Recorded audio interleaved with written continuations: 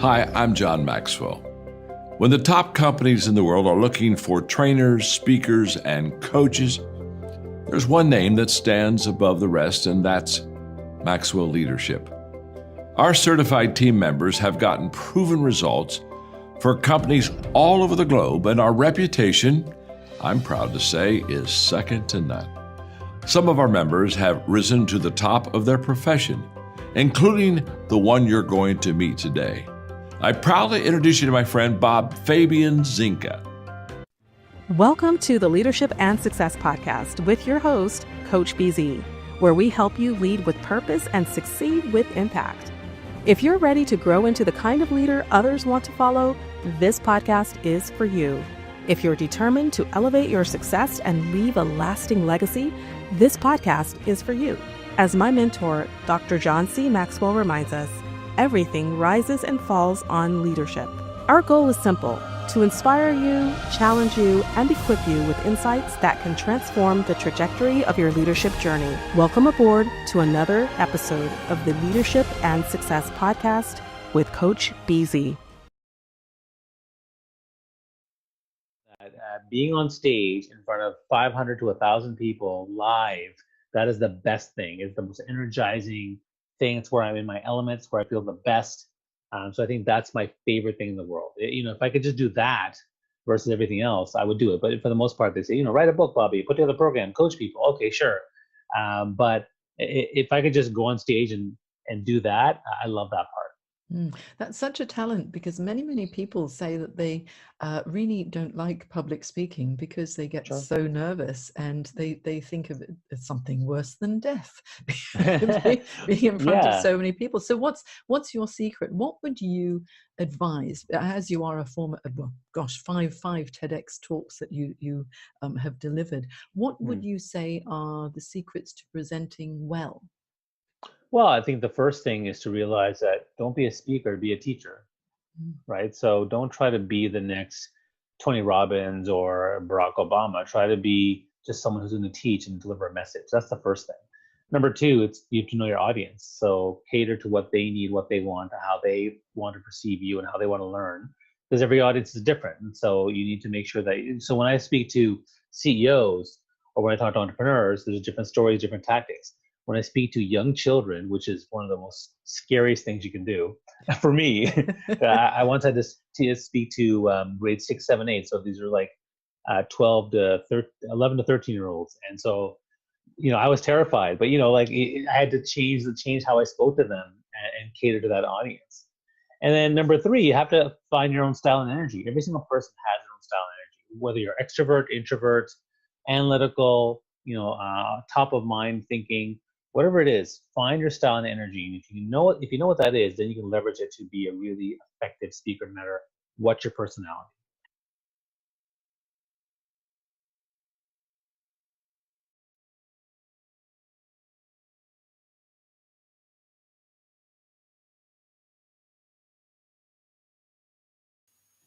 All right, everyone. This is Coach BZ, and thank you so much for joining us again today. Very, very grateful that you are here with us. So this is the second time today. This morning, we really had the pleasure to speak with John Keefe, one of our national security expert strategist. And today, I have another guest for you. So before we get started and I introduce the guest, let me go back to our custom, which is to practice our moment of gratitude. Every time we meet, we want to make sure that we can just take a moment to be grateful for something every single day that we meet. So if you would close your eyes, put yourself in your happy place, maybe take a deep breath and think about one thing that you are grateful for right now. And I think for me, like I said this morning, I am really grateful for the people who came ahead of me, right? Those who have come before us, those who served before we did. The people who joined the military and served this country in uniform, and those who didn't serve in uniform but worked toward the improvement of the national security of the United States for more peace in the world, make this world a better place. We really stand on their shoulder.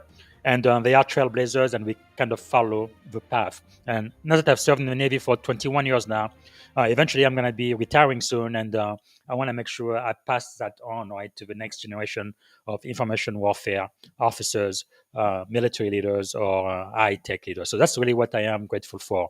The people who've been trailblazers, and I've made it possible for somebody like me to serve in that capacity as well. So let us know what you are grateful for today.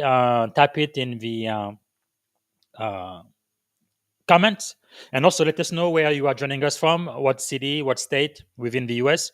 And since we now have a global podcast, if you are from another country, let us know which country you are joining us from. And most importantly, if you have a question for my guest, right, go ahead and type it in the comments, and we're gonna make sure to answer your questions live. So let me see if I can introduce our guest properly. Today, we are going to be talking to Bobby Umar, right? He's a speaker, coach, and social media advocate who champions authentic connection and heart based leadership. Inc. magazine named him one of the top 100 leadership speakers alongside such noteworthy giants like Richard Branson, Brene Brown, and John Maxwell, who's my primary mentor. Dr. Maxwell, I call him Papa John, with over 500,000 social media followers. He uses his influence to help lost, stuck, and unfulfilled leaders find more joy and fulfillment. And he's a 5 times TEDx speaker, has been named the fourth best leadership influencer according to Cred, and the top 7 networking guru to follow, the second best business coach to follow on Twitter. And for some of the people who follow me, I know you let me know that you wanted to become a TEDx speaker as well. And I think Bobby Umar may just be the coach you need in order to make that a reality. So, ladies and gentlemen, if you would please help me welcome from Canada, Coach Bobby Umar. How are you Hey doing? there. Good afternoon. I guess you guys must be on the Eastern clock, right? So Yeah. is it like 9:40 where Yes. you are? Okay. Yeah. So thank you so much for being here and being one of our master teachers today. We have so much to learn from you. But before I get started, I believe Canada and the US are the only two countries with a Thanksgiving holiday. But I think in Canada it's in October, right? Like 10 or 12. That's right. Okay. That's right. It's usually the second Monday of October. Okay, here it's gonna be this first day, November 27th. But anyway, Yeah. it is the season of thanks. So everybody is grateful. May I first ask, what are you grateful for this evening? I'm grateful for my kids as they are getting into their late teens and they're heading to, the next stage of life, which is Yes. amazing to watch them evolve into, because they're really my story and legacy that I care about the most. Yes. Wow, that is so wonderful. Yeah, we have two daughters ourselves. The first one graduated from college last year. Thank God for that. And the second one is in 12th grade, so she's going to be graduating high school soon. Of Right. course, she's going to college as well. But wonderful. And is there something about you, Bobby, that most people may not know? I think a lot of people don't know that I used to be a big musical theater performer. Wow. Because what's funny is the kids, when the kids came, I focused on them, and I basically took a break in Mm. 2007. My son was born in 2008, and I, for 17 years, didn't really do much shows. I actually just focused on the kids, and they're very big musical theater kids. And what's funny that what people don't know now is that actually I just I got into my first show in 17 years, and I'm performing in a couple of months. Wow. So that's pretty. It's kind of That's scary, wow. but it's also it's gonna surprise people when they see. Wow, I didn't know Bobby did this. Wow, that's pretty cool. I guess you know which role you're gonna be playing. Yeah, I'm playing actually one of my dream roles. His name is Tom Collins in Rent, the Wow, musical, that's and awesome. I've always wanted that role, and I got it, and I was like, "This is great. Let's roll with it." And so Wow, it's a very new frontier after 17 years of not doing any singing or performing. So yeah. yeah, it's fun. Wow, that is really amazing. Congratulations. So Thanks. today you are, no, they said one of the top 100 leaders, 5x TEDx speaker, which is pretty amazing. Can you kind of walk us through briefly how you got to become Bobby Umar, the leader, marketer, and social media Sure. expert and TEDx speaker? What was your journey like? Yeah, so I'll try to keep it as short as possible. But generally speaking, I first started out my career in engineering. I was working at Bombardier designing planes, structures design. While I was there, though, I was kind of bored because I spent most of my time in front of a computer, not talking to anybody. So while there, I started a musical theater company, started producing and directing musicals, grew that organization. It was nonprofit, but I grew it to about 150 people over 4 years. And that was kind of the two things I was doing. But I realized I kind of had a love for people, marketing, promotion, things like that. So I really wanted to get into entertainment. So I decided to leave Bombardier after 4 years, and I went to do my MBA in marketing. And I thought, okay, if I do marketing, I can switch over to doing like TV and movies. Is kind of what I really want to do. After I graduated, and everything went really well for me in my MBA school. But I didn't have very many connections in TV and film. Most of my connections were in theater, and so I decided the next best thing was brand marketing. So I started working for Kraft and for Unilever, the Dove campaign for Real Beauty. I started, doing brand marketing. Did that for several years, and then started still dabbling a little bit of performing arts. I did some Second City training. I also started performing with a sketch comedy troupe. And then eventually, that didn't work out for me. And I was like, you know what? I also dabbled in teaching. I taught at various programs, summer programs, and as a part-time instructor for various things. And then eventually I was like, I'm not sure what I want to do with my life. And it wasn't really working out for me. So I decided to focus on my personal brand and discover kind of who I was.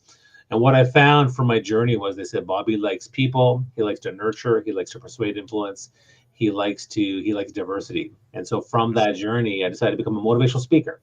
So I went out there and I started pushing myself out there. And I was a big networker at the time. When I started speaking, I became known for, first of all, being a networking guy, how to be a master networker. So I wrote a book about that, which was a bestseller book. And then later on, I started talking about personal branding. So I became known as a personal brand guy. So I developed a whole program on how to craft your personal brand, understand what it is. And then I found social media. I saw that there was a great opportunity on social media. And I remember meeting some people say, you should invest in that. I said, okay, great, let me do this. And I remember on the day of my first TEDx talk that I got, I decided to launch a social media strategy on Twitter, Instagram, Facebook, LinkedIn, those types of platforms. And the first one that took off for me was Twitter. About 6 months into it, 6 months after my first TEDx talk, I basically got a speaking gig right off of Twitter. Someone said, hey, we love what you talk about. We love what you talk about leadership, connection. And I was like, oh, okay. And they're like, can you come in and do a leadership session for us? I'm like, absolutely. And then I was like, I am all in on social media. At that time, I had 5,000 followers on Twitter. I was like, this is great. So I decided to invest in all of them. And so, now since then, 500,000 on Twitter, 55,000 on LinkedIn. I'm a LinkedIn top voice with the blue badge. Got the blue badge on Twitter as well. I also got 43,000 Instagram. So I built that up and I started going on all different platforms. Wow. And then of course, while I was doing this, 5 TEDx talks happened. I also got invited to 4 other TEDx talks, which I said no to for various reasons. And then I started traveling around the world, got an agent. I started traveling. And most of what I talked about was personal branding, leadership, thought leadership, digital strategy, digital thought leadership, culture, community, connection, all this kind of stuff. And it was a great ride. 20 years, 4 continents, 1,000 keynotes, workshops. It was really amazing. And then the pandemic hit. And then it's like, okay, now what do I do? Because I was mostly into events or speaking. Because I started DYPB, which is basically we was doing conferences on personal branding, and so that kind of fell apart too. So what do I do? I started getting into coaching, and people were like, okay, what can I coach people on? So I started focusing on storytelling, vulnerable storytelling. I focused on LinkedIn particularly because people knew I was quite prolific on LinkedIn, and I just kind of started thinking about storytelling and thought leadership was the thing I like to talk about. And then about 2 years after the pandemic started, a friend said, hey, Bob, why don't we, you used to run a speaker mastermind program before the pandemic. I used to teach people how to become paid speakers. She's like, why don't you do that again, but add the TEDx thing? And I said, oh, okay, sure. And so I launched a TEDx program, TEDx/speaking program a couple years in 2022. And I developed a 17-page curriculum. And what happened was people were like, hey, Bobby, I did what you said. I landed 3 paid speaking gigs, or I did what you said. I landed a TEDx talk. So I started adding that to my coaching. So because most people wanted my coaching for like personal branding or career transition or building a business or digital thought leadership on LinkedIn or whatever. And I realized that TEDx was a fantastic vehicle to integrate building your authority, building your brand, building your business, building your speaking, whatever you want to do. Yes. Speaking and TEDx just work so well together. So I started Wow. developing a program. And so I designed a program 2 years ago where I would guarantee my process and the way I did it would land you a TEDx talk. And I've been doing that ever since, along with the speaking, along with Yes. running my TLB club membership community, along with still doing LinkedIn local event meetups every 3-4 months. So I still do that stuff, but Wow. for the most part, I'm a speaker and I'm a TEDx coach. So that's the two main things that I do. That is really, really fascinating. And I believe this is your book, right? How to network anytime, Yeah, anywhere with it's so anyone. long ago, but yeah, I think I wrote that like 15 years ago. But yes, that is the one. Wow. So, what is the message from this book that is still relevant today? Well, I think at the end of the day, when it comes to building relationships and networking, is that you have to have the right mindset, you have to have the Yes. right tactics, and you have to have the right plan. And if you have all three of those things, that's how people become master networkers. They work on the Hmm. mindset, they have advanced tactics, and they have a plan when they go in to leverage the networking for their business or their brand. Wow, that is quite powerful. Thank you so much for sharing that. So, you have built global platform around authenticity and art-based leadership. What was the defining moment when you realized vulnerability needed to be at the center of your work? Great question. So, I was doing an event with a couple other of my fellow TEDx speakers, and we ran this event, and there was four of us, and we were all four. We were friends, but we were all very passionate speakers, and we're running this this 2-day conference. And I remember somebody asked a question about how they were having a really difficult time or difficult day, or they were going through a dark day. And I remember on stage, I said, "You know what? I have dark days too." And I shared a story about when I finished university and college, and I was just sitting there the whole day doing nothing, and I felt like I wasted my day. I felt I was just watching TV. I felt I was addicted. I felt I had no plans or hope or anything like that. Hmm. And it was a really hard thing for me. And I explained that. And as soon as I did that, two or three other people stood up and said, "I can't believe you, this big Wow. speaker on stage, are saying something that you have dark days too." I'm like, "Yes, we all have dark days. We all have terrible days where we feel horrible about ourselves, Yes. and it's okay. It's human." And as soon Wow. as I did that, several people put their hands up, asked questions, and then the other speakers on stage started sharing their stuff too. Because when you're a speaker, you're like, you're on. Hey, like you're not like, Yeah. oh, like we don't usually do that. But all of them, all four of us, plus the audience, started sharing really, really vulnerable, powerful stuff. And I was like, Hmm. this is amazing. And Yes. that was the epiphany. And then when I was asked to do my first TEDx talk, I decided to talk about how vulnerability is part of connection. Wow, that is really, really, really powerful. And I think especially for men, right, we really learn to be more in touch with our emotion and be vulnerable. I think there is a lot to say about that. So you often talk about helping lost leaders. When in your life did you personally feel lost, and how did that season shape your mission today? All the time. I mean, so my journey is one where I was a jack of all trades, master of none. I kept trying different Mhm. things. So the first time I tried was engineering, it didn't fit, and then I got let go. Then I tried teaching, it didn't really fit, so I left that. Then I tried brand marketing, it didn't fit for me, and then I eventually left that. And so Mhm. although through that time, I always kind of felt lost. I didn't know what I wanted to do. I then tried to get into entertainment, film and television. Again, that didn't work. And so I was trying to, so throughout the entire journey, I always felt kind of lost, or I felt stuck, or I felt unfulfilled in my Mhm. work or what I was doing. And so that became a big part of my mission. And so now my why statement has become that, which is essentially, there are lost, stuck, or unfulfilled leaders everywhere I go. Because wherever I Wow. go, I meet people who feel lost in their career, stuck in their jobs, or unfulfilled in their work. And so I've been there, and through Mm. personal branding, I found clarity, through focus, through community, through all the things I've been doing. I've been able to get to a better place. So I teach people that you can do the same Yes. thing. Don't settle, and try to figure out what makes sense for you, what aligns with your values, find purpose and focus in your life. And if you actually have that focus and purpose, and it's aligned with who you are, it's Mm. amazing what you can do. And so that became a big running thing for me in terms of helping people find their purpose. So, because typically the general thing I tell people is that, look, if we can help, the journey I take people on is from personal brand to thought leadership brand. Because if we get Mhm. clarity, focus, and direction with your personal brand and figure that out, then we start moving towards building that thought leadership brand where you have authority, Yes. expertise, and people want to hire you for the various things that you are an expert on, whether it's speaking, coaching, consulting, Mhm. or something else. So that to me is part of the journey, starting from feeling lost to then feeling super fulfilled. Wow. That is quite powerful. And also with your background, you mentioned earlier, you've got a MBA in marketing and entrepreneurship, I believe, from Yeah. McGill University, right?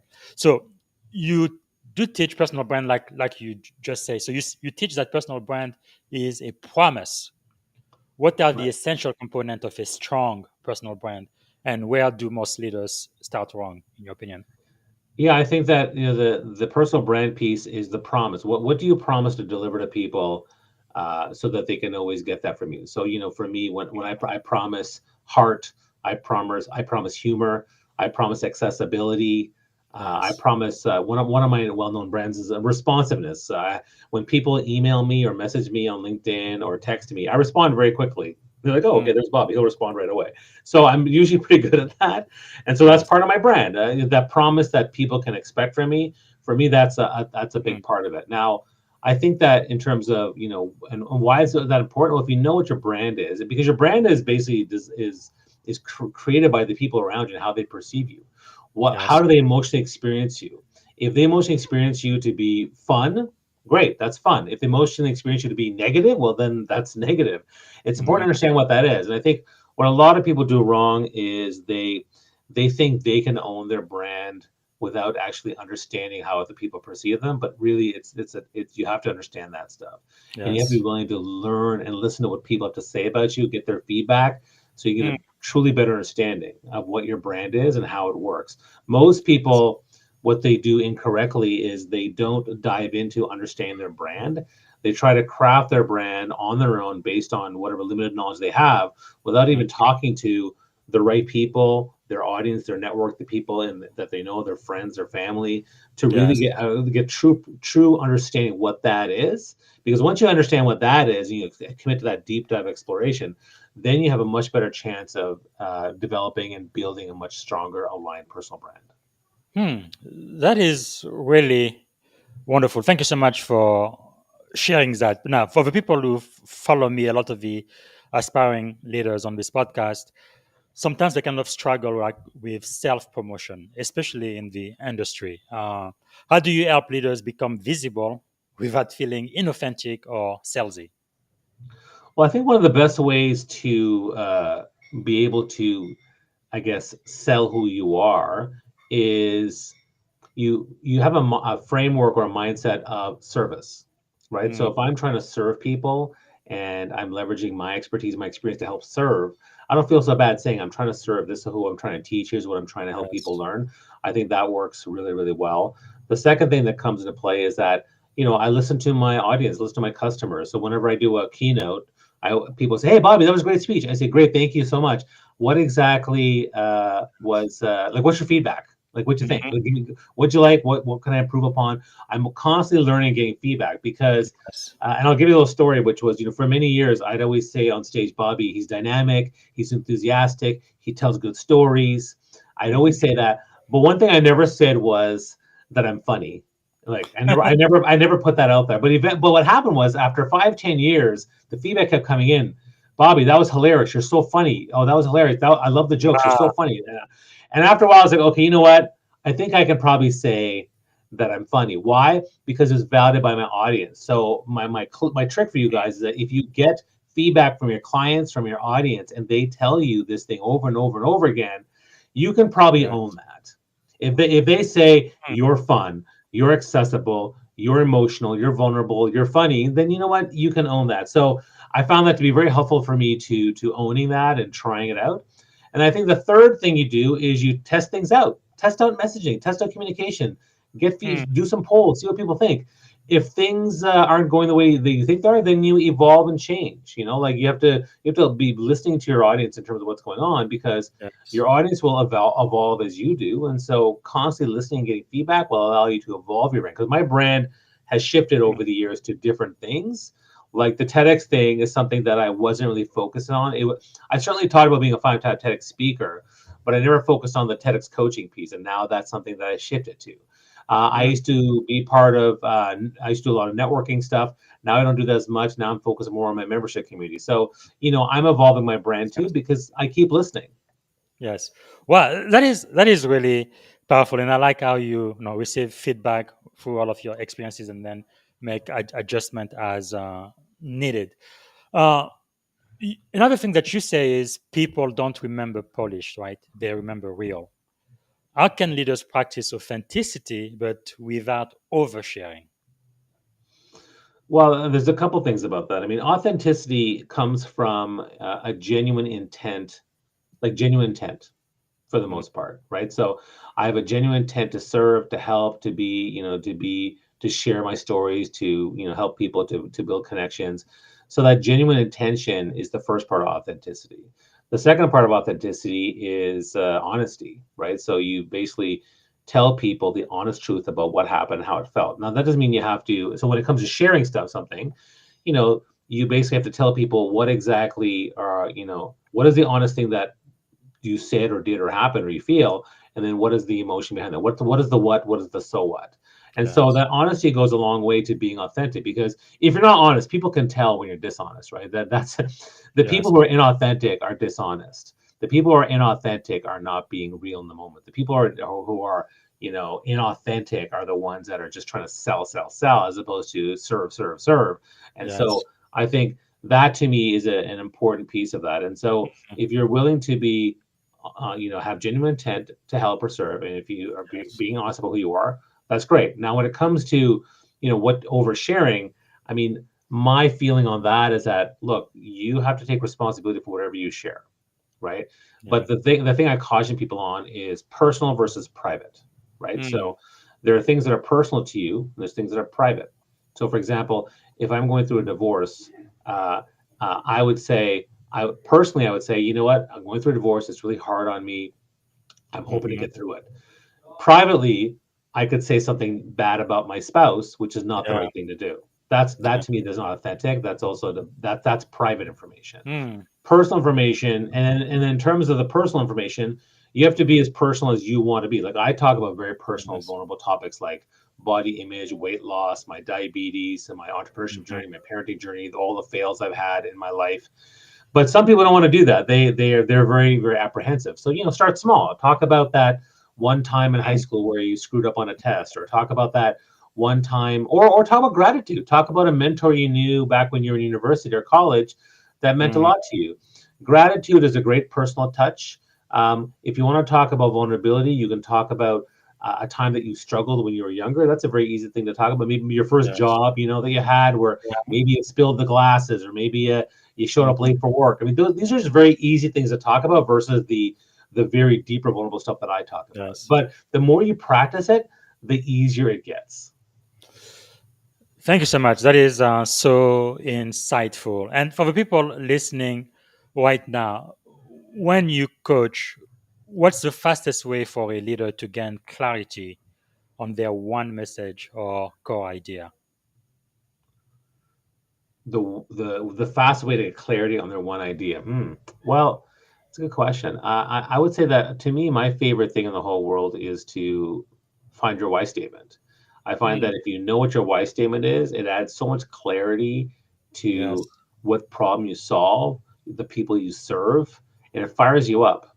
So I think to me, I've always found that the why statement has been my favorite thing to really get that clarity. I mean, personal branding certainly gives you clarity. So personal branding, that includes your why, your mission, your vision, your values, all those types of Yes. things. But if I had to pick one thing, once I found my why statement, it pretty much directed me on what I wanted to do, and who Mm, I wanted to do it for, and how I wanted to do it. And so wow. for me, that was a really big thing. Quite powerful. Thank you. Thank you so much. Man, so many wonderful nuggets. So, talking about your TEDx coaching, Yeah. from all of your own talk and all of the other people you've coached, you've been able to have successful TEDx launches. What makes a story TEDx worthy? What separates an interesting story from a transformational one? Yeah, I think the first thing I'll say is that anyone can be a TEDx speaker. I mean, there are I've done 5 TEDx talks, and I've also declined 4 other TEDx talks. But I know 10-year-olds have done TED talks. I know 18-year-olds have done 4 TEDx talks. So that's the first thing. Anyone can do a TEDx talk. But It's about why in the world would anybody decline a TEDx talk No, opportunity? no, but people don't even pursue it because they don't think they deserve it. They don't think they can do it. So my point is, anyone can do one. It's just a question of Yes, how you do it. So yes. what you do is, in your life, you have multiple stories. Now the Mm, key is, what is the lesson of that story, and how do we make it sound unique?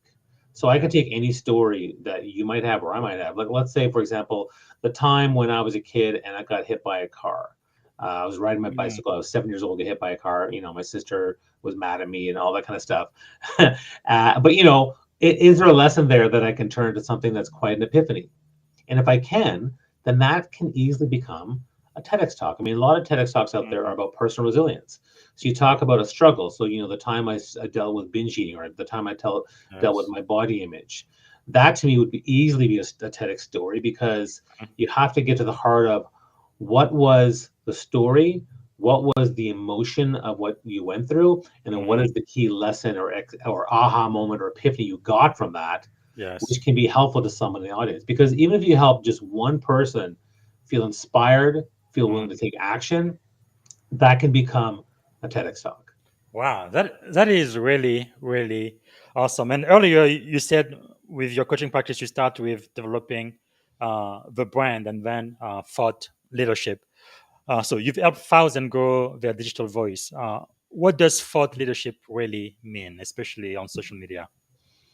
Well, I like to use the quote for personal branding, which is, personal branding is what they say when you're not in the room. Thought leadership branding is what they say before you enter the room, when you're in the room, and after you've left the room. And that's because as a thought Wow. leader, you are known, right? You have followers, you have influence, you have subject matter expertise. I mean, when you think about the biggest thought leaders out there, they typically have 3 main criteria. Number one, they have connections, friends, broad range of connections, deep connections, followers. That's what we call influence. Now, you can Hmm. be an influencer, but not a thought leader. And we know of many of those on Yes. Instagram. The second piece is subject matter expertise. You're creating ideas, you're crafting innovative ideas, you're writing books, you're writing songs, you're crafting things.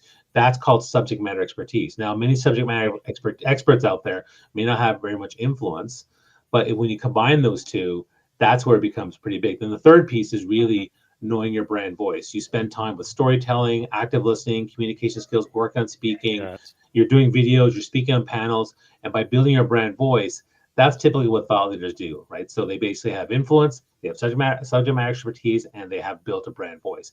And when you have that, you basically have credibility, authority, and influence.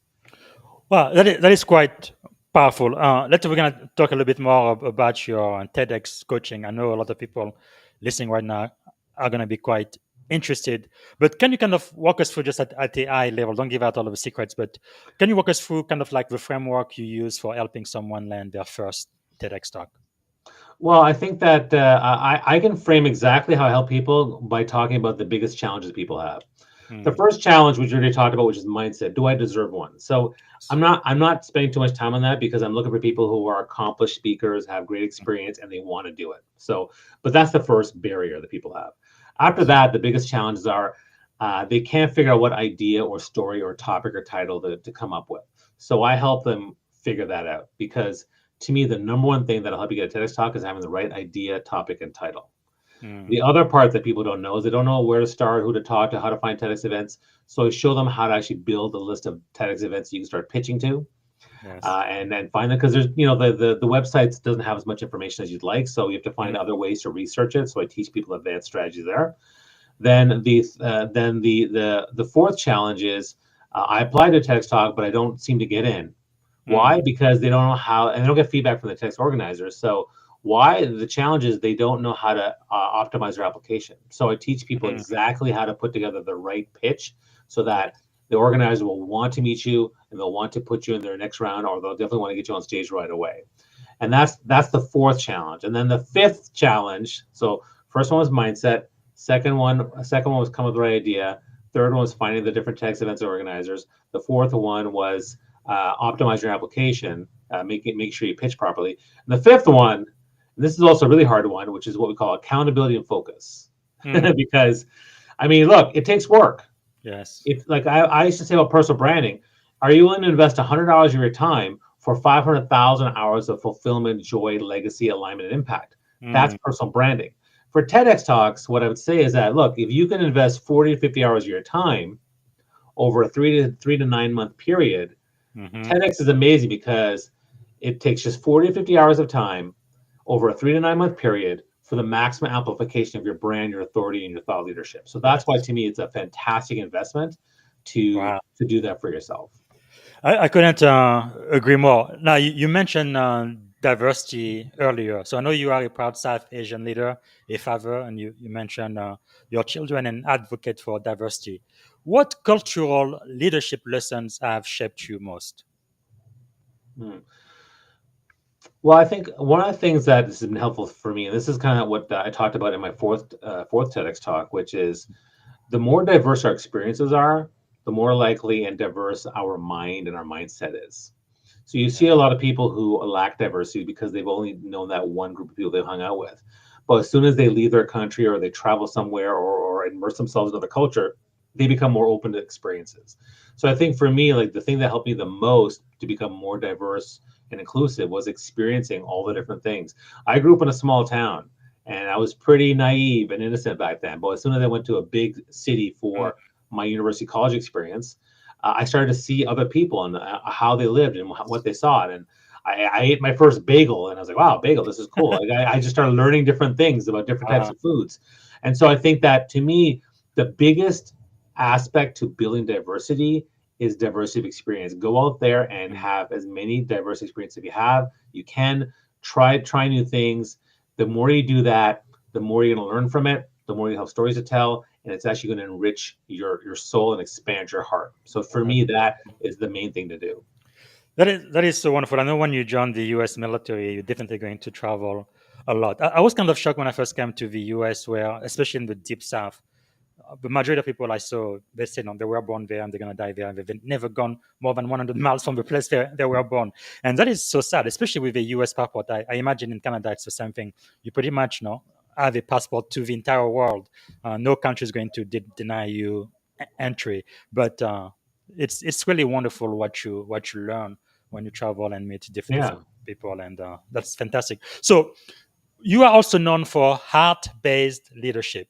Hmm. Uh, what does that look like in practice, especially in organization rooted in hierarchy, like in the military, where I served for 21 years now, or in technology, like in Silicon Valley? How do we practice heart-based leadership?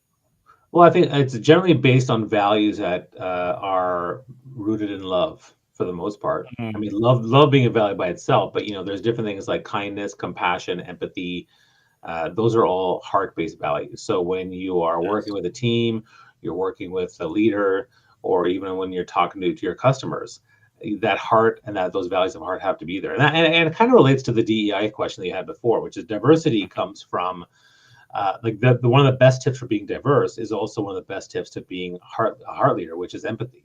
Yes. Because empathy for me is like if you look at diversity and inclusion, or if you look at leadership and empathetic leadership, no matter what comes up, whether you're dealing with someone from a completely different culture, religion, pastime, or whatever it is that you are, and let's say they're struggling, or if you're a leader and you're working with employees or teams or organizations that are struggling, empathy is the Yes. number one thing for me, because for me you have to ask three questions. Number one, can I understand what this person or this group is feeling?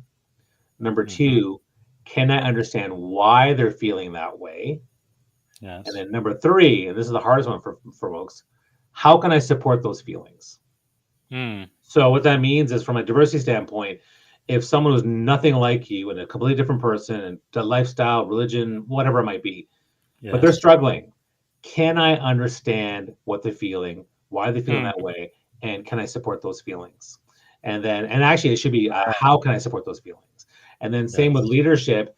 If someone's struggling and I don't really understand where they're coming from or why they're, I have to empathize by saying, can I understand them, why they're feeling that way, and how do I support them? For them. That to Wow. me is the fundamental of heart leadership, and that Hmm. that heart leadership helps organizations. It helps with diversity inclusion. It even helps in relationships with your partner. Because at the True. end of the day, you have to be able to understand and listen and be compassionate and then support that person. Mm, Because if you can't support, that's where things go wrong. wow. All the conflict you see in DEI or in Yeah. politics or in business or in relationships is Mm-hmm. because the person, because they can't understand or empathize, they cannot support. Some people can empathize, but they can't support. You have to be able to do both.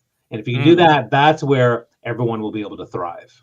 Wow, that is really a masterclass in emotional intelligence. I think this is worth the price of admission right there. Thank you so much for sharing that. So, last question I'm going to ask in this first segment before we move over to the second segment, where I'm mainly focused on leadership, is how do we actually first a quote from Oprah Winfrey. She's interviewed thousands of people on her show, from president of countries, kings, and all the way to just the common guy. But she said that. Something that touched me. She said even when she speaks to people who are really incredible, people like Barack Obama or Nelson Mandela, she's talked to them. At the end of the show, all of them they come back and they say, "How did I do? Was I okay?" So Right. everybody wants like a sense of validation, no matter who they are, no matter how much money they have, no matter how popular they have. It's almost like this essential human need. So I guess my question for you is, how do we build workplaces where people feel seen, they feel heard, they feel safe, and they feel valued? Well, part of it starts from the culture. I mean, building a culture, particularly from leadership, that trickles down. If the Hmm. leader makes himself accessible, is willing to express vulnerability to show they're human, and create Yes. spaces where people can share their ideas and thoughts without a fear of being rejected or a fear of failure, then Mhm. that to me is an important piece. The second thing is creating strong communication channels with the team members so they feel open to talking about the things they need to without being prejudged, and then Yes. ultimately having a safe space for those who don't feel comfortable talking in public. Is there someone they can talk to, whether it's your boss or it's a peer or maybe someone in HR? Having those support Mhm. systems go a long way, because a lot of people feel uncomfortable with that. If you can do those three things, you're gonna put your organization in a much better place. Wow, that is really, really powerful. So let me ask you, what do you think is the greatest lesson you have ever learned? Lesson in life, in leadership, in general? The greatest lesson I've ever learned. Wow. It's funny. I think about this a lot because my son is about to graduate university, high school, and go to university. Years ago, I wrote this article called "The Edge of the Bed Advice," which is basically imagine the last day that your child is going to be in your home and they're about to Hmm. leave and go off on their own for the first time. What would you tell them? What would you tell them? And what advice? Obviously, you there's so many things you want to say, but you can't tell them everything, right? Because they got to get some sleep before Yes. they head out to college the next day. And so, I think that there's a bunch of things that come to my mind, right? But I'll start with one thing, which is one of the things I tell my kids every day before they go to school, even when they're little. I would say, "Have a good day. I love you. Learn lots. Make people feel good." Wow. And the reason I say that is because at the end of the day, it doesn't matter how smart you are, and my kids are pretty smart. Doesn't matter how creative and talented you are, my kids are Hmm. pretty creative and talented. Doesn't matter how fast you are, how strong you are. At the end of the day, if you treat people like crap, that's what's going to follow you. If you Hmm. make them feel heard, empowered, supported, loved, held, whatever it might be, that to me is the thing that makes a big difference. So if you're Yeah. going to get out there in the world, that's the number one thing that you can do for yourself. And so for me, that's the Hmm. message I have for most people that I would say. And then I think the other one I'm going to say is from my father. My dad, when I was growing up, would always say, "There is no tomorrow," because he'd say, Wow. he's like, go mow the lawn. "Oh, Dad, I'll do it tomorrow." And my dad would say, "There is no tomorrow." And now I know what he means. My dad's now 81 years old, but I know, and it's going to be 82 in a couple of Yes. weeks. I know what that means, and it means two things to me. Number one, Hmm. be, live in the present. Do something now versus waiting. Don't wait. Don't wait till tomorrow. Yes. Do it right away if you can.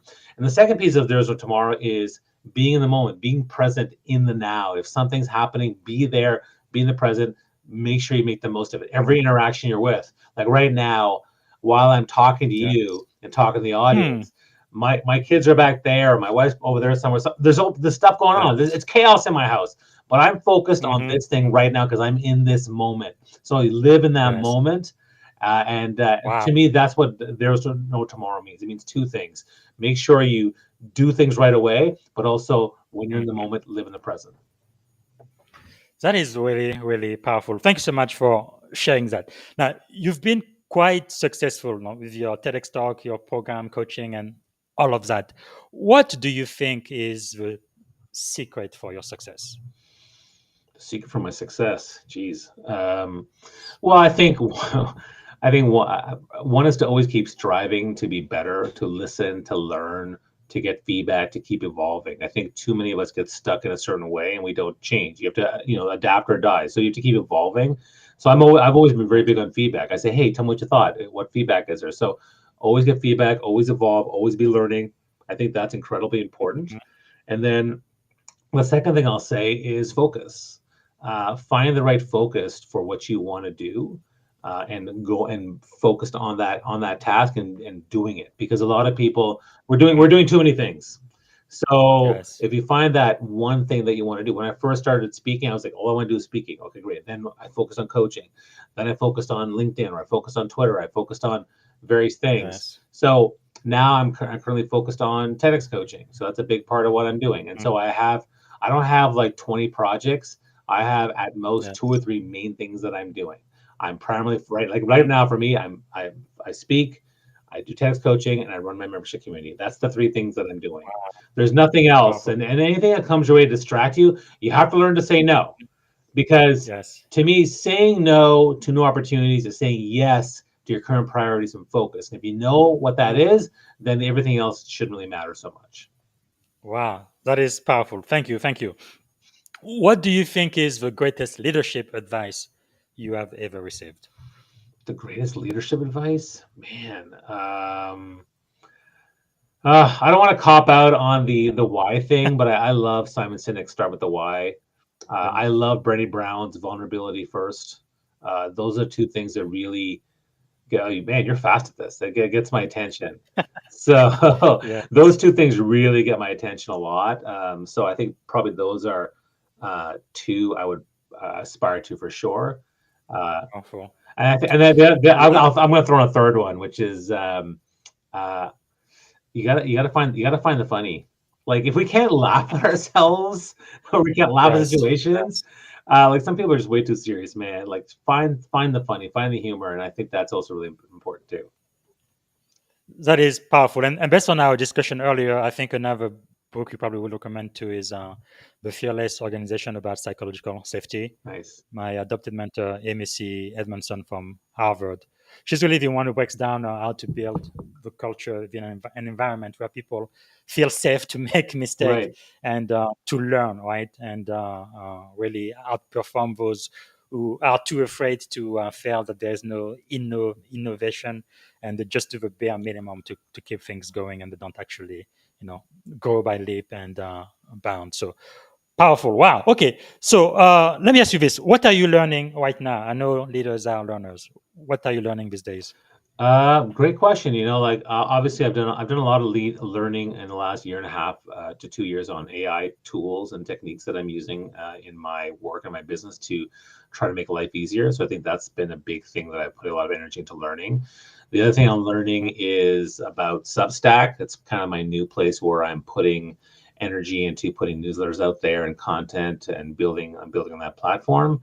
And then the third thing I'm learning again is is learning how to sing again. I think that doing this musical, my voice. I used to be a much better singer back in the day, and now I can't do certain things, so I have to train myself back to where at least to get back to where I was. So those are 3 different things that I'm learning right now. Well, that is really something. Let me ask you one question, because you mentioned Substack and earlier. We mentioned Twitter, and of course, you are very powerful on LinkedIn as well. For someone who's getting started, that's one question I get a lot. Does it make sense to be spread thin across all of the social media like TikTok, YouTube, and everything else, or should you just focus on one and only one for a while until you kind of close that, and then once you feel good about it, start jumping into some of the other media like Substack or Twitter or what? Well, I mean, part of it. Yeah, so I think part of it depends on who's your target audience and where Hmm. you're going with this. So what are your skill sets? So for example, if you're good at video, like let's say you're natural on video camera, right? Then places like TikTok, YouTube, Instagram, and LinkedIn video can be good for you. If you're a better writer, then you can focus on Substack and Threads and Twitter and write blog posts and whatever that might be. But my general rule is, and the other thing I think about is how much time do you have, right, for your Yes. social media strategy, right? So depending what your objective is, you have to figure out what your strategy is going to be. But generally speaking, I would say is you pick a primary and you pick a couple of secondaries, right? So what's the primary place in which you create content, and what are the secondary places you're going to repurpose that content? The reason why you do want to have a multi-platform strategy is because you never know who you're going to reach. I mean, when Yes. I launched across multiple platforms. I chose three, and then Hmm. Twitter took off before anything else, and I didn't expect that. But when it Yes. did, I kind of rolled with it, right? And then when LinkedIn started to do well, I started rolling with that one. So for me personally, right now, my primary is LinkedIn, and then my Mhm. secondary are places like Instagram and TikTok and Twitter and Okay. whatnot. But I would say start with three: one Hmm. primary, two secondaries, and then once you get better at it, you can expand to what I'm doing, which is like I'm putting stuff on Yes. 7 different platforms. But Wow. a lot of it's repurposed, right? Because I know how Yes. to cut and paste and copy, and Hmm. using AI tools to get Yes. myself. People often say, Bobby, how are you everything everywhere all at once? Well, part of it's Yes. automation, part of it's technology, part of it's AI, part of it's knowing what to do, part of it's Hmm. how I manage my time properly. But repurposing is a big part of it for sure. Powerful, powerful. Again, this is another golden nugget for people listening, worth the price of admission. Wow. Thank you so much for being one of our master teachers today. So let me ask you this. One of my commanding officer gave me this coin. One side it says success, the other side it says failure, right? Success and failure, two sides of the very same coin. We know about all of your successes. What about failure? How has failure shaped your life? Well, I think failure in many different parts of my life have always been the biggest learning I've ever had. I would say that now for some people, failure doesn't always end up teaching because they get so rocked by it or they can't shake it that it becomes something Mhm. that becomes bitter. But I think for me, sure, I have things that I regret or things that I did that were dumb moves. But I think that at the end of the day, being grounded, being able to laugh at myself, and what can I learn and extract from that failure has gone a long way. So I apply that to everything. I apply that to entrepreneurship. I apply that to parenting. I apply that to my business. I apply that to Mhm. speaking. I've had moments of every single one of these things where I've done some pretty boneheaded things, and then what did I learn from that? And now going back, I can laugh about it. I can tell a story. But I think for Yes. me, being able to do that goes a long way. Wow, that is powerful. Is there one fear? What is one of the greatest fear you were able to overcome, and kind of what you learned from that experience? One of the greatest fears I've overcome? Wow. Mhm. That's a good question. I would probably say one of the biggest fears that I've overcome pretty well, probably due to entrepreneurship, is uncertainty. Mm. I remember when the pandemic happened and my entire speaking and event business collapsed. Mm-hmm. Like within 4 weeks, every single thing got canceled, Wow. and I was going to make zero money. Yeah. And my wife, was freaking out, but I was pretty calm. I was like, well, there's got to be some. And she said, well, why? I said, first off, Mm. everyone's going through this. Yes. And number two, I've already been an entrepreneur for 15 years, and I've been through the ups and downs where I've made Hmm. nothing in a couple of months. So I was used to uncertainty, and so I was pretty good at that. And so even now, when I've had moments where and I've had moments where there was some uncertainty with various things where, oh, you know what I'm trying is not working. I haven't made any money in a couple of months. Okay, let Yeah. me let me shift and do something else. So I think for me, um, Hmm.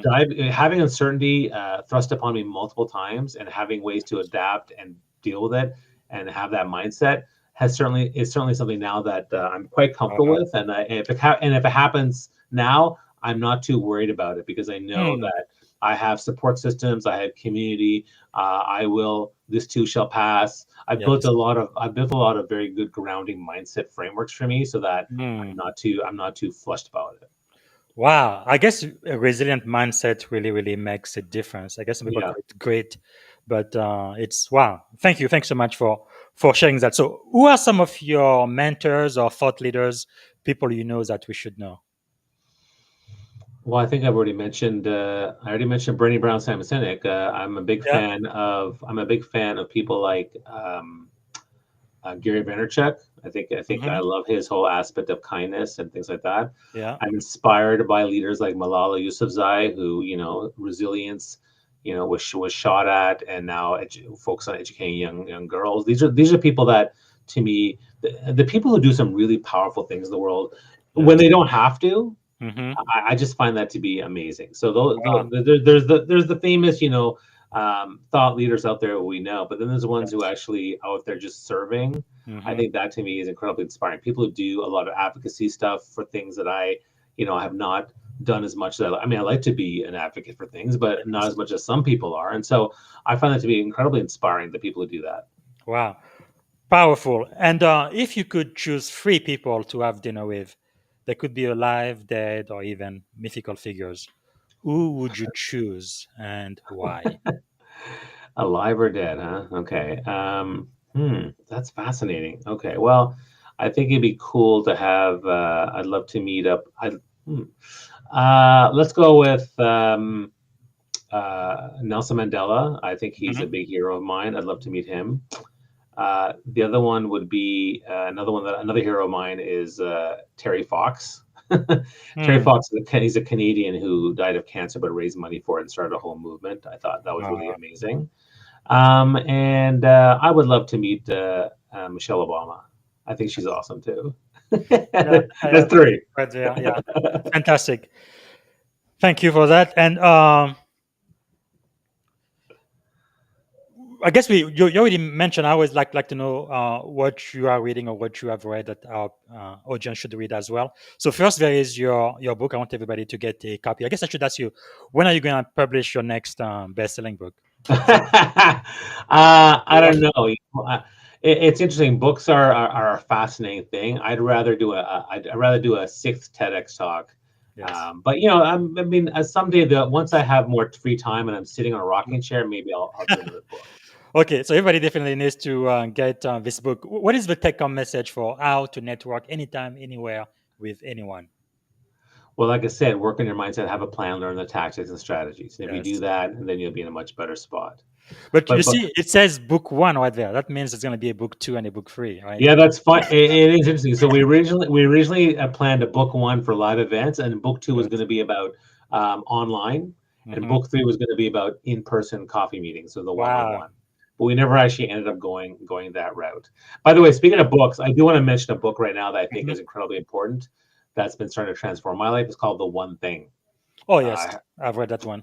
Amazing, amazing book. Because when I talked earlier about focus, I think that's Yes. something that people struggle with focus. Hmm. Focusing on that one thing that's going to drive 80% of your revenue in your life and your fulfillment legacy. That's incredibly Yes. important. Yes. And that book is actually pretty easy to read. I believe it's by Gary Keller, right? And Yes, there you go. yeah, yeah. Wonderful book. I highly encourage that. Is there any other book you would mention? I know you mentioned Start with Why, Simon Sinek, which is actually, by the way, one of the most recommended books on this podcast. I think at least 15 people have recommended book this year To be a honest, lot. I'll be honest, I'm not much of a book reader, but what I will say is that the books that inspire me the most, honestly, are biographies.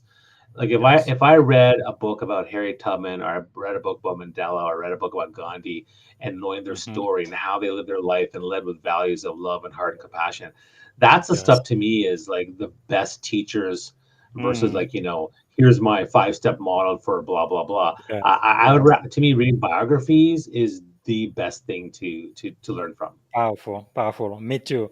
And this is the book you talked about, the one thing. There you go. Yeah, It's powerful yeah. bestseller, and it really gets to the core of focus, right? That's one thing you mentioned earlier. Yes. Okay, very good. Okay, so is there a song, a book, or a movie that would be your life's theme or anthem? Wow. Song, life's theme. Well, I mean, one of my favorite movie. I love musicals, as I Hmm. mentioned before. One of my favorite movie musicals is The Greatest Show, Yeah, and I've seen that one. I think that and the big theme of that movie, "This is the Greatest Show," Yes. at the end of the movie, it went back to him and his kids. So even though there's all this amazing stuff going on around me, TEDx, speaking, TLB Yeah. Club, all the things I'm doing, and that's a great show. Yes. But the greatest show is watching my kids That's right. grow and leave. So for me, this is the greatest show. Is the great song from that movie. Wow. Thank you. Thanks so much. That is wonderful. What I'm gonna do, I'm gonna find a clip of that movie, and then I'm gonna put it Yeah, on LinkedIn and tease people to watch the full podcast. That's really great. Thank you. Okay. Oh, sorry. We are already out of time. Can you give me 5 more minutes before we land this plan? sure. Okay. Thank you. We almost at the end. Okay. Um, let me ask you this: if you had one and only one day to live, what would you have liked your final contribution to be? Wow.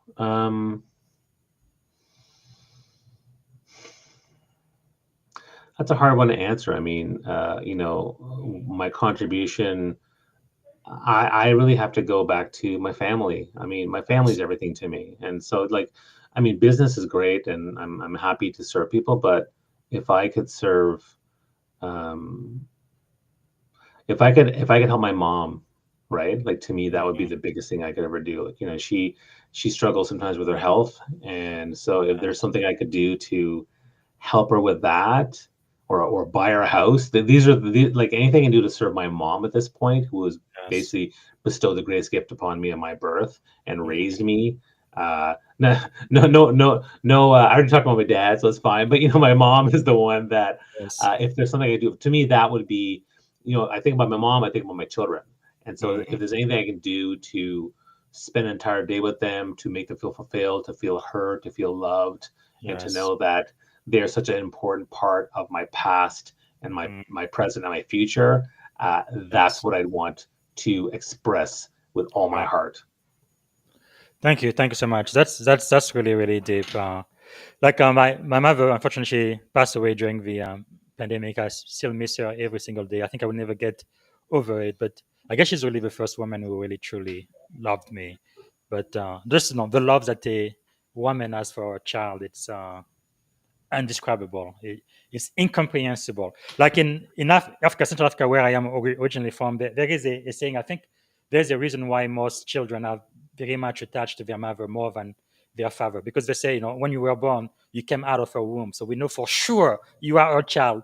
But the father, maybe is your dad, maybe it's not. We don't know for sure. But this one, we know 100% sure this is your mother. So that's why there is such a strong. Well, the thing about my mom is like, the thing about moms is that she's the only person I know in my entire life that's always going to love me no matter what. I mean, I have a good relationship with her, but no Yes. matter how much I screw up or I cause her stress, Yes. that like there's no one like that in the world. Mm, I mean, I think like powerful. like my kids love me, but they're gonna go off and live their own life. And if I'm Yes. a jerk, they won't. If I'm a jerk, they'll leave me. Yeah. If I'm a jerk, my wife will leave me. But if I'm a jerk, my mom will still love me no matter what. So And true. So true. that's amazing.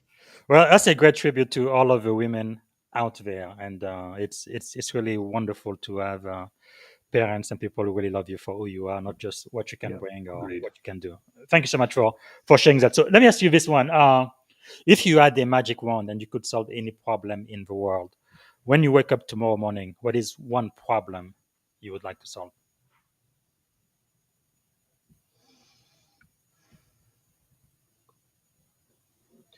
To me, the if I could solve one problem, it would really be the inequity of money.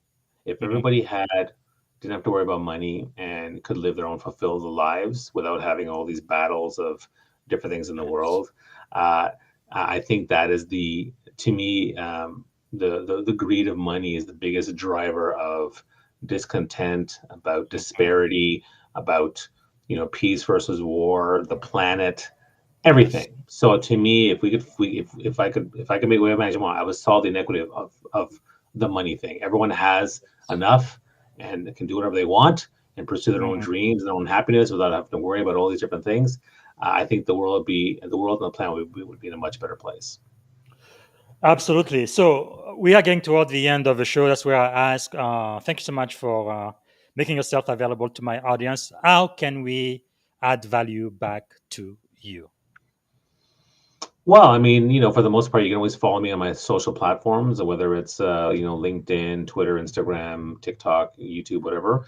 You can go to my website, raehan.com, to kind of see, what's out there and see the different services that I have. So you can either hire me to speak, you can hire me to do text Yeah. coaching, um, and that's another place to go. And then finally, if you are interested in becoming getting a TEDx talk or being part of my membership community, you can join Mhm. Top Thought Leaders Brand Club or TLB Club and see what that's all about and what you get.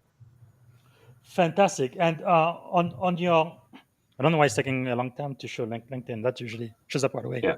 Oh, there it So, is. like you said earlier, you have a top voice blue badge. Why do you think you were able to get it? Do you have any idea how you were selected? I have no idea. I mean, like I've consistently put content on LinkedIn. I've shared a lot of stuff. Ever since 2017, I've been sharing content regularly. It's When I powerful. got it, it was a very delightful surprise. It Yes. was very nice, but like I invest a lot of time and energy and content Mhm. into LinkedIn more than any other platform there is. So thousands of videos, hundreds of live streams, thousands of Mhm. more pieces of content. Yes. So I think if you're consistent, if you're on, and if you have a clear brand and you're delivering value and serving others, Mhm. eventually people will start to notice. And I think the LinkedIn people noticed, and that's kind of Yes. why I was bestowed this award, and I'm grateful for it. Yeah, that is really really powerful. It's definitely worth it. Okay, so we are getting towards the end now. Before I ask you this last question, is there a question I should have asked you that I haven't asked yet? Is there a question you should have asked me? I mean, you can ask me lots of questions, but I is there a question you have asked me? Any question you wanted to answer that I didn't ask? Uh, yeah, I mean, you could ask me. I like the secret talent. How about that? Like, do I have a secret talent that? I mean, I kind of mentioned singing, but do I have any other Yes. secret talent or special skills? Please, any secret talent or special skills? Okay, I'm really good at board games. Wow. So if we were to play a board game, Settlers of Catan, or we played Ticket to Ride, or we played cards, we played poker, Mhm. hearts, bridge, whatever. You'd find that I'm quite a competitive player, and Wow. I'm very good at or chess, checkers too, like all those different games. Yeah. Yeah, I'm very competitive, and but I've also found creative ways to win those games. So I Wow. love Fantastic. board games. Does that include Scrabble also? Scrabble, absolutely same thing. If it's a board Fantastic. game, I will probably be very competitive no matter what. Wow, that is wonderful to know. Okay, this year I think is probably one of the most important questions on the podcast today. If you could go back and give a piece of advice to your 17-year-old self, right, standing at the edge of this incredible career you've had in marketing, entrepreneurship, TEDx talk, coaching, and all of that, what would you say to 17-year-old Bobby? Well, I think that at the time I had the gift of connection and networking, Hmm. but it wasn't really honed or harnessed in the right way. And I probably would have said, if you take the time to truly understand what your definition of success is Yes. versus following a path of success defined by other people, you might find a much better path for yourself. Because I went on different paths before I really settled in on my true path and purpose in my 30s. And Yes. so I probably would say, like, figure out that stuff versus doing what your dad says, or doing what corporations say, or doing what society says. Hmm. Define what success means to you, and define a Yes. path of purpose for yourself that is aligned with who you are. Because I didn't do that. I kind of just did what people told me to do, or I did what I thought I was good at, as opposed to what I really, really wanted or what was aligned with me. And so for me, I Hmm. would have given myself that advice. That is powerful. Define your own success. Thank you. Okay, we are coming to the very end now. We're gonna end with a lightning round, so it's gonna be rapid fire. Don't take too long to think. One word that defines great leadership. One word. Empathy. Yeah, yeah, yeah. I think that's wonderful. Okay, morning routine or practice that keeps you grounded. uh, Playing chess on my Duolingo. Fantastic. Duolingo, which language are you learning? Well, they have a chess version now, so I play chess. I am learning French, but I do play chess every day. Wow, très bien. Vous parlez très bien français? Parce qu'au Canada, vous Euh, parlez français et anglais, pas, non? pas très bien, mais mes enfants étudient dans l'école francophone. Oh, très bien. So they're fluent in French, and I'm like Yeah, level 4 yeah, on Duolingo. yeah. That happened to be my native language. Tomorrow, I'm going to be interviewing Sure. somebody from I Écosse, can tell. from Switzerland. So she speaks French, English, and Right. German, I think. But Très anyway, bien. très, très bien. Okay. What is a book or a quote that changed your life or inspired you? Sure. One of my favorite quotes is, if opportunity doesn't knock, build a door. Hmm. Too many people wait, but you have to build your chances, build your opportunity, build your success. Don't wait. So I love that quote. That quote is actually by a famous Wow, TV person named Milton Berle. that is powerful. Wow, I love that. It reminds me of what I think Shirley Chisholm said, right? Don't wait to be invited to the table, something like that. But bring your Right. own folding chair. So Yeah. making things happen. That's a great mindset. Okay, who inspired you the most today? Who inspired me the most today? Mhm. I'm going to give a shout out to Melanie Mitchell Wexler. She is my collaborator on the TLB Club. We were on a call today, and someone asked a question, and I thought I did an okay job asking a question, but what she said was fantastic. I was like, man, she's just so good at strategic, no nonsense Yes. ideas, and so she Wow. inspires me on a regular basis. Today was a good day. Shout out to Melanie. I hope she's watching this. Thank you. Okay, so what did you want to be when you were a kid? When I was a kid, I first wanted to be a hockey player, and then I wanted to be an astronaut. Wow. Okay, you haven't done any of those two things. Okay, did you play hockey in high school?